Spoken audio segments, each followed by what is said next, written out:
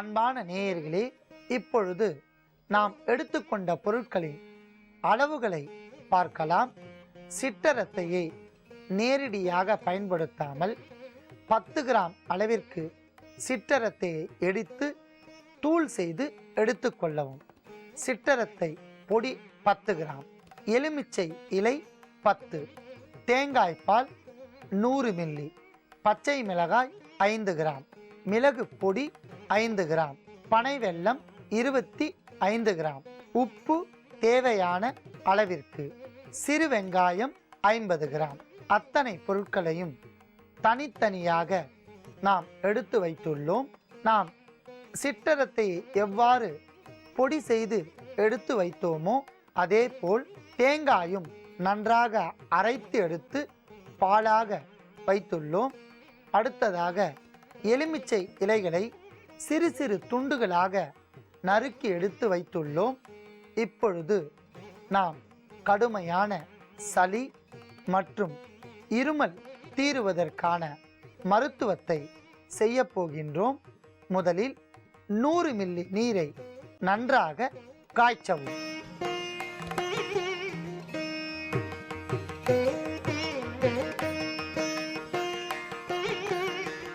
நன்றாக கொதித்து கொண்டிருக்கின்ற நீரில் முதலில் சிற்றரத்தை பொடியை சேர்த்து கொதிக்க வைக்க வேண்டும்.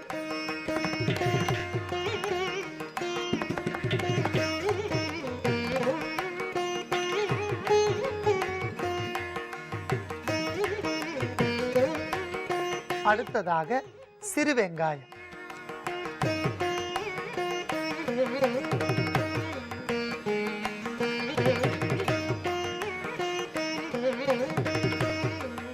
தூய்மை செய்து அற்புதமான முறையில் எடுத்துக்கொண்ட எலுமிச்சை இலைகளை சேர்க்க வேண்டும்.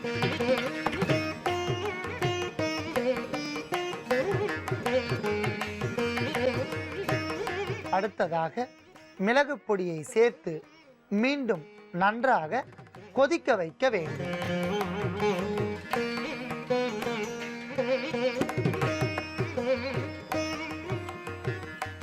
அடுத்ததாக பச்சை மிளகாய்,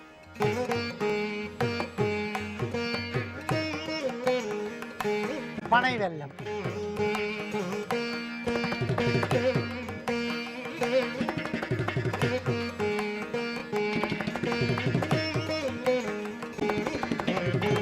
அற்புதமான முறையில் கொதித்து கொண்டிருக்கும் இந்த கலவையில் தேங்காய் பால் சேர்க்கவும்.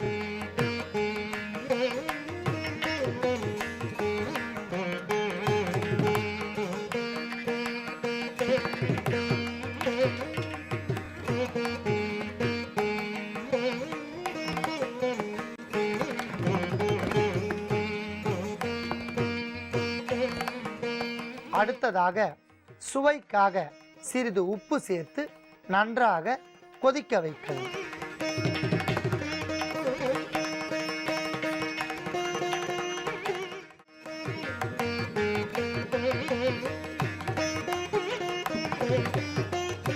இந்திர சூரியம், நிர்குண்டி, நொச்சி, ஆற்று நொச்சி, கருநொச்சி, நீர் நொச்சி என்று பல பெயர்களிலும் பல வகைகளிலும் கிடைக்கக்கூடிய நொச்சி ஒரு கிருமி நாசினி. எங்கெல்லாம் தலைவலி, தலைபாரம், குத்தல், மண்டை குடைச்சல், மூக்கில் நீர் வடிதல் மற்றும் கண் சிவப்பாகுதல், கண்களில் இருந்து நீர் வடிதல் போன்ற நோய்களுக்கு நொச்சி ஒரு அருமருந்து, தேவ மருந்து என்று கூறலாம். குறிப்பாக நொச்சி இலைகளை கொண்டு நம் முன்னோர்கள் பல 100 மருத்துவங்களை செய்து வந்தார்கள். குளிர்காய்ச்சல், ஜன்னி காய்ச்சல், பருவநிலை மாற்றத்தால் வருகின்ற விஷக்காய்ச்சலுக்கு நொச்சி இலைகளையும் செங்கல்லையும் சேர்த்து கொதிக்க வைத்து ஆவி பிடித்தால் இதனுடைய அற்புதமான மருத்துவ குணத்தால் கண், காது, மூக்கு இவற்றில் அடைபட்டுள்ள வாயுக்கள் வெளியேறும்.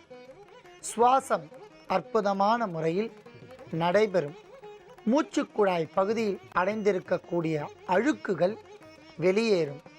கண்களில் இருக்கக்கூடிய அழுக்குகள் நீர் வடிதல் மூலம் வெளியேறி கண்கள் தூய்மையடையும். வேது பிடித்தல் என்று பெயர். அந்த வேது பிடித்தல் மூலம் நேராக மண்டைச்சளி இவையெல்லாம் கரைந்து குளிர் ஜுரம், குளிர் காய்ச்சல் நீங்கும். வயிற்று புழுக்களை நீக்கக்கூடிய ஆற்றல் நொச்சி கொழுந்திற்கு உள்ளது. மூக்கில் இரத்தம் வந்தால் நொச்சி பூக்கள் ஒரு அற்புதமான முறையில் மருத்துவமாக செயல்படுகின்றன.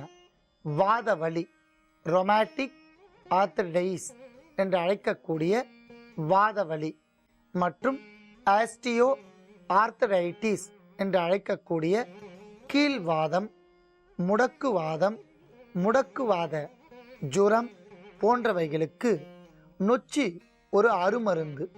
நொச்சித்தழை, தழுதாழை, வாதமடக்கி, முடக்கொத்தான் இவைகளை 100 கிராம் அளவிற்கு எடுத்து நல்லெண்ணெய் 1/2 லிட்டர், வேப்ப எண்ணெய் 50 மில்லி, விளக்கெண்ணெய் 50 மில்லி இவைகளோடு தழையும் சேர்த்து கொதிக்க வைத்து வாத தைலமாக நாம் காய்ச்சி வடிகட்டி எடுத்துக்கொண்டு வாத நோய்களுக்கு தடவி வந்தால் எப்பேற்பட்ட வாத நோயும் படிப்படியாக விலகிவிடும்.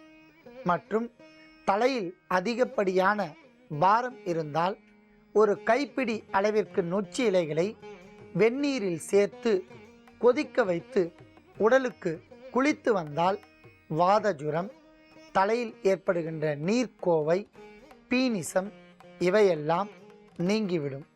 மேலும் மூக்கில் நீர் வடிதல் என்கிற நோயும் மிக சுலபமான முறையில் நீங்கும் என்பதால் நாம் நொச்சி இலையும் எடுத்து வைத்துள்ளோம். அடுத்ததாக நாம் எடுத்துக்கொண்ட அற்புதமான ஒரு மூலிகை கரிசாலை. கரிசாலை பல 100 நோய்களை குணப்படுத்தும்.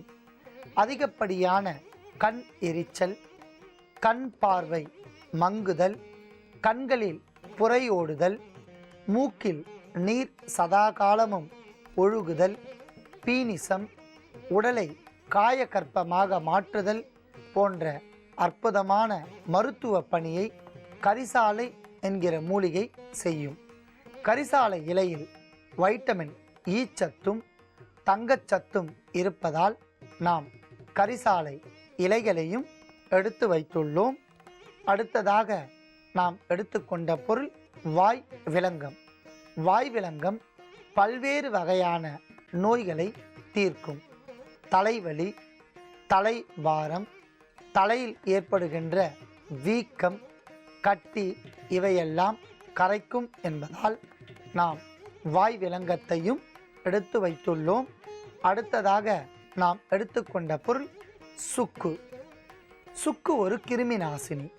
மேலும் உஷ்ணத்தை முறையாக பராமரிக்கும் என்பதனாலும் பல்வேறு வகையான தலைவலிக்கு சுக்கு ஒரு அருமருந்து. வெந்நீரில் சுக்கை உரைத்து தலைக்கு பற்றாக போட்டு வந்தோமானால் படிப்படியாக தலைபாரம் நீங்கி தலைப்பகுதியில் கோர்த்துள்ள நீரெல்லாம் இழுத்து கொள்ளும் என்பதால் நாம் சுக்கையும் எடுத்து வைத்துள்ளோம். அடுத்ததாக நாம் எடுத்துக்கொண்ட பொருள் சதக்குப்பை. குப்பையாக இருக்கக்கூடிய இந்த மேனியை 100% சரியாக மாற்றி அமைக்கும் என்பதால் சதகுப்பை மிக சிறந்த கிருமி நாசினி. பெண்களுக்கு மாதவிடாய் பிரச்சனை, கருப்பை கோளாறு, ஆண்களுக்கு வரக்கூடிய ஒற்றை தலைவலி இவையெல்லாம் நீக்கும் என்பதால் சதகுப்பையும் எடுத்து வைத்துள்ளோம். அடுத்ததாக நாம் எடுத்துக்கொண்ட பொருள் அதிமதுரம். அதிமதுரம் உடலுக்கு மிதமான வெப்பத்தையும் மண்டை பகுதியில் ஏற்படுகின்ற